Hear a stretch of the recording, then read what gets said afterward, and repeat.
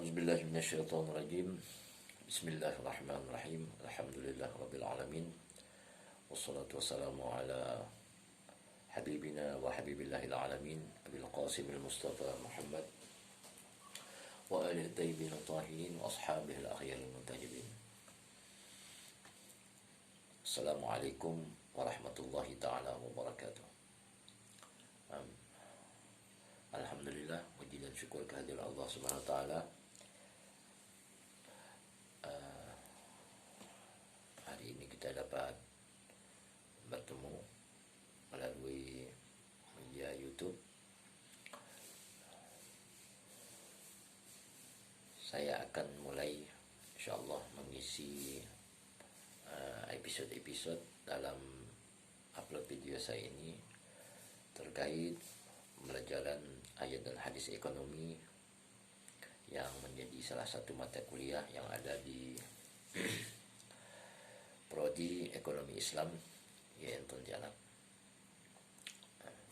Izinkan saya selaku dosen pengampu untuk pertama-tama mengucapkan selamat bertatap muka di media ini. Alhamdulillah, dengan izin Allah dan dorongan kuat dari diri saya beranikan diri untuk membuat blog YouTube terkait mata kuliah ayat dan hadis ekonomi ini.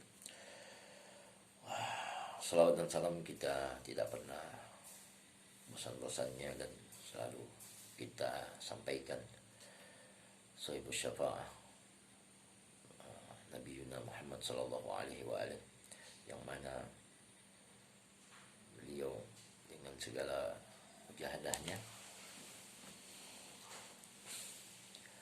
menyampaikan agama yang rahmatan lil alamin ini dengan cara-cara yang rahmat, dengan cara-cara yang tidak bertentangan dengan nurani manusia, karena merupakan wahyu dan amanah amanah dari Allah Subhanahu wa taala. Sampailah Islam kepada kita melalui ahlul baitnya, sahabat, tabi'in, ulama-ulama, guru-guru kita, dosen-dosen kita. Alhamdulillah, sekali lagi selamat bertemu di channel ini, yaitu channel Patahan Haidari.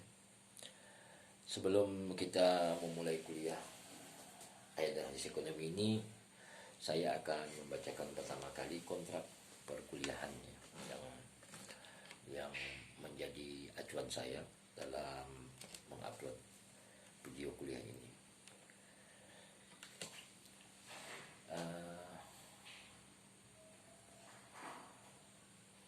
Nah, terkait pembelajaran ayat dan hadis ekonomi, tentunya kita tidak pernah lepas dari yang namanya silabus. Jadi silabus ini sebagai acuan dasar saya dalam mengajar ayat dan hadis ekonomi. Jadi mata kuliah ini adalah mata kuliah yang diajarkan di semester genap ya, di Prodi Ekonomi Syariah, di Prodi Ekonomi Syariah Fakultas Ekonomi dan Bisnis Islam. Baik, nanti pertanyaan terkait dengan materi kuliah bisa diajukan di kolom komentar ya. Silakan Anda tulis komen. Nah, sebelumnya saya juga persilakan yang mau infak like dan subscribe dipersilakan. Dan saya sangat terima kasih sekali jika para mahasiswa saya dan para pemirsa dimanapun Anda berada itu mendukung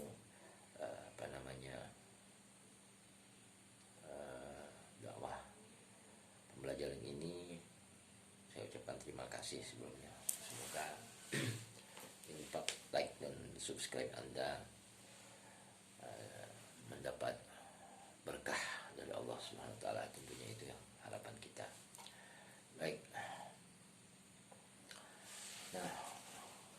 pertama adalah terkait learning outcomes atau standar kompetensi lulusan. Jadi mahasiswa yang mempelajari ayat dan hadis ekonomi ini diharapkan mengetahui ayat-ayat serta hadis yang relevan dengan doktrin nilai, kemudian norma dan etika serta hukum Islam dalam bertransaksi ekonomi secara spesifik. Kemudian mampu mengkontekstualisasikannya dalam pemikiran ilmu ekonomi untuk mewujudkan kesejahteraan ekonomi yang berkeadilan sosial. Ini learning outcome-nya ya. Kemudian pokok bahasan dalam mata kuliah ayat dan hadis ekonomi ini yang pertama yaitu ayat tentang tugas manusia untuk mewujudkan kemakmuran dan kesejahteraan. Kemudian subtemanya selanjutnya adalah Islam sebagai jalan kehidupan atau way of life. Kemudian hayatan thayyibah, subjudul kemudian dalam pembahasan pertama. Kemudian ayat yang bicara tentang konsekuensi menolak aturan Islam. Selanjutnya subjudul kemudian adalah aturan mengelola wasilah al-hayah.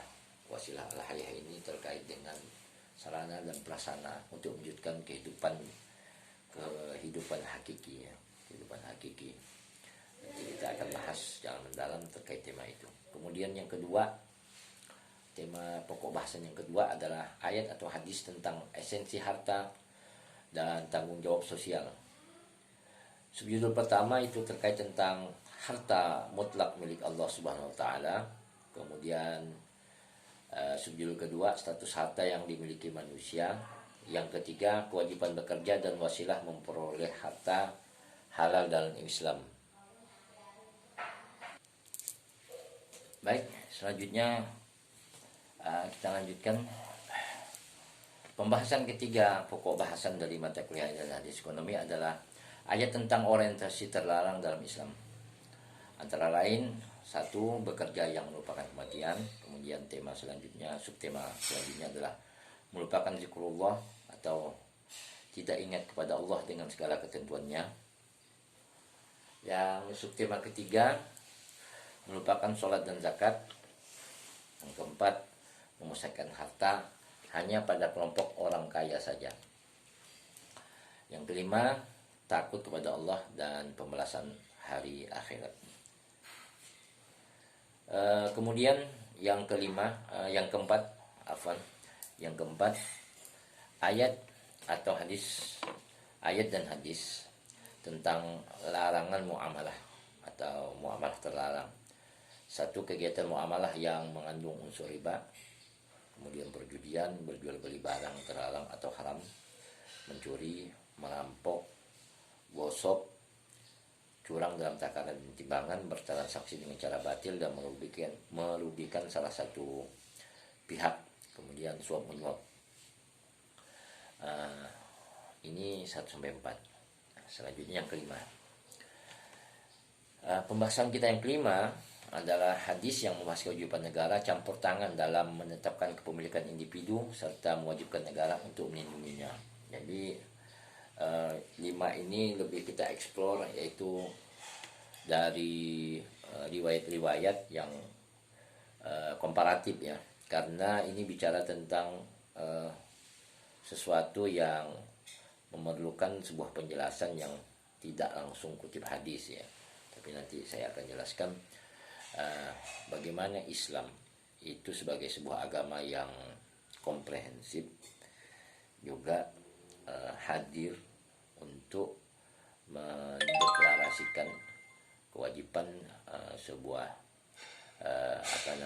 kewajiban negara ya, negara campur tangan dalam menetapkan kepemilikan individu serta untuk melindunginya. Nah, ini masuk dalam ranah ijtihadiyah berdasarkan, kalau yang sering kita kenal istilah terminologi asal ya, asal dari para tabi'in baik itu dari kalangan sahabat, kemudian dari ahlul bait Nabi itu sendiri, dari jalur Sayyidina Ali sampai kepada Imam Ja'far Shadiq. Nah, itu nanti akan kita eksplor juga sebagai sebuah kajian komparatif. Kemudian yang keenam, ayat-ayat tentang satu subjudulnya itu tujuan utama tugas para rasul menerapkan keadilan. Kemudian keadilan sederajat dengan kebajikan dan ketakwaan. Nanti kita eksplor juga ayat-ayatnya. Yang ketiga keadilan sosial. Ya, apa itu maksud keadilan sosial dalam Al-Quran? Kemudian keadilan ekonomi. Jadi di samping keadilan sosial juga keadilan ekonomi, ayat-ayat apa saja yang membahasnya. Kemudian keadilan distribusi pendapatan. Nah, dalam ekonomi Islam salah satu tema ya kajian yang sangat menentukan terwujudnya sebuah keadilan ekonomi adalah bicara juga tentang urgensi distribusi. Dan banyak sekali ayat, kemudian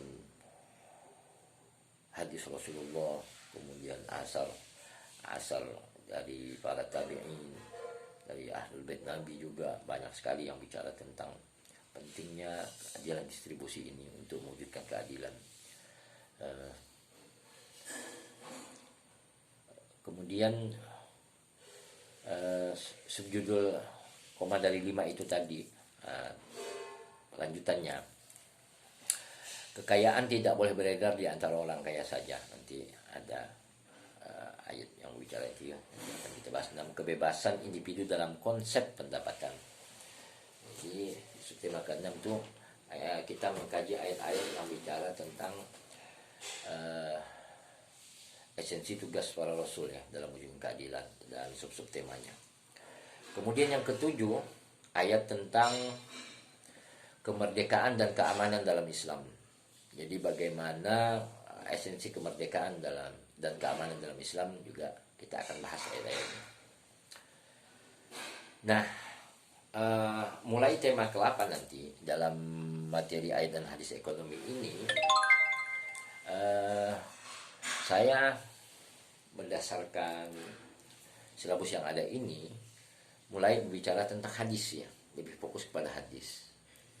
Tapi fokus daripada hadis dalam materi ayat dan hadis ekonomi ini yaitu tema-tema yang terkait dengan perbuatan muamalah terlarang juga dalam ekonomi, dan berkaitan dengan istilah-istilah ya, istilah terminologi muamalah, yaitu muamalah dalam artian hubungan manusia dengan manusia lainnya yang tidak terlepas dari dimensi vertikal dari aturan-aturan ilahiyah, tapi dalam pembahasan dari riwayat pada hadis. Nah, untuk pembahasan hadis di materi ini saya juga berusaha untuk lepas dari kajian dalam satu dimensi ya. Artinya selama ini kita membahas hadis itu hanya dari riwayat sahabat. Nah, dalam ayat dan hadis ekonomi ini saya berusaha untuk juga mengkomparasi dengan riwayat dari ahlul bait Nabi. Nah, sehingga ya, saya harapkan ini untuk saling melengkapi. Sebelum saya lanjut kepada hadis ini, saya akan berikan 2 dalil hadis yang sudah sangat terkenal dan boleh dicek ya, boleh dicek di kitab-kitab rujukan hadis, terutama dalam perawi-perawi yang masyhur ya, baik itu dalam Bukhari, Muslim, kemudian Hakim, Abu Daud, Nasai, Tirmidzi dan lain-lain. Selanjutnya itu ada 2 hadis yang sangat populer. Yang pertama adalah hadis yang bicara tentang taraktu fikum amrayni lan tadillu abadan law tamassaktum bihima kitabullah wa sunnati. Ya. Hadis ini sangat masyhur di kalangan umat Islam di dunia. Jadi hadis ini menjadi patokan kita bahwa Islam itu tidak akan pernah tersesat selama berpegang teguh kepada 2 sumber, yaitu Al-Quran dan Sunnah Rasulullah Shallallahu Alaihi Wasallam. Nah, hadis ini diriwayatkan oleh satu perawi yang namanya Hakim. Jadi hadis ini bukan diriwayatkan oleh Muslim ya, tapi diriwayatkan oleh seorang perawi yang masyhur, yaitu Hakim. Tapi ini juga menjadi standar yang selama ini disampaikan oleh ulama-ulama tentang rujukan berpegang teguh pada Al-Quran dan Sunnah. Nah, riwayat kedua yaitu hadis dari Rasulullah yang diriwayatkan oleh dalam Sahih Muslim volume 7 halaman 12. Redaksinya berbunyi begini: inni tarikun fikum tsaqalain ma in tamassaktum bihi ma lam tadillu ba'di abadan, kitabullah wa itrati ahla baiti fa innahuma lan yaftariqu hatta yarida alayya al-haud. Aku tinggalkan kepada kalian dua perkara yang besar, selama kalian berpegang teguh kepada keduanya kalian tidak akan tersesat selamanya, yaitu kitabullah dan itrah ahlul baitku. Sungguhnya keduanya tidak akan berpisah selamanya sampai bertemu denganku di telaga Al-Haud. Jadi hadis ini diriwayatkan oleh Muslim, ya seorang perawi yang sangat masyhur setelah Bukhari, dalam kitab sahihnya volume 7 halaman 12. Jadi ini menjadi menjadi landasan kenapa saya juga berani untuk melakukan kajian komparasi. Artinya dalil ini saling kuat menguatkan ya. Kita tidak usah mengkaji mana yang lebih kuat di antara keduanya. Itu ada kajian spesifik tersendiri. Tapi paling tidak dua rujukan hadis ini yang bicara tentang dua sumber ya, yang mampu menjamin kita untuk tidak salah dalam beragama dan dijamin selamat. Yang pertama berpegang pada Al-Quran dan Sunnah, baik itu dari riwayat sahabat, kemudian dari riwayat Ahlul Bait, tabi'in dan sebagainya. Yang satu berbicara spesifik tentang Al-Quran, berpegang pada Al-Quran dan Ahlul Baitku. Nah, makanya nanti saya akan mengkaji, walaupun hadisnya juga saya pilih ya, tidak yang masuk di ranah-ranah, mungkin ranah-ranah yang dalam tanda kutip ikhtilaf. Saya lebih kepada pilihan hadis-hadis yang berkaitan dengan definisi tentang muamalah, karena ini spesifik bicara tentang ayat dan hadis ekonomi. Kemudian tentang akhlak ya, akhlak dalam berekonomi. Nah, untuk lebih spesifik lagi, maka saya akan jelaskan bahwa di tema yang ke-8 itu, yang pertama bicara tentang hadis tentang keutamaan jual beli.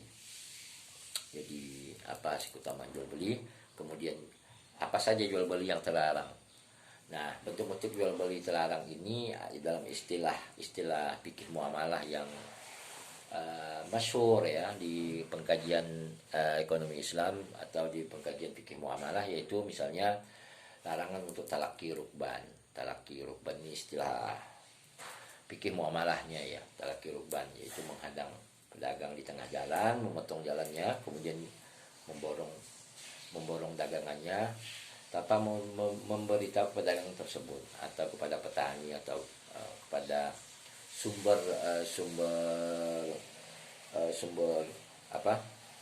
produksi, berapa pasarannya, harga pasarannya di pasar. Talaqi rukban ini artinya tidak ada kejujuran ya dalam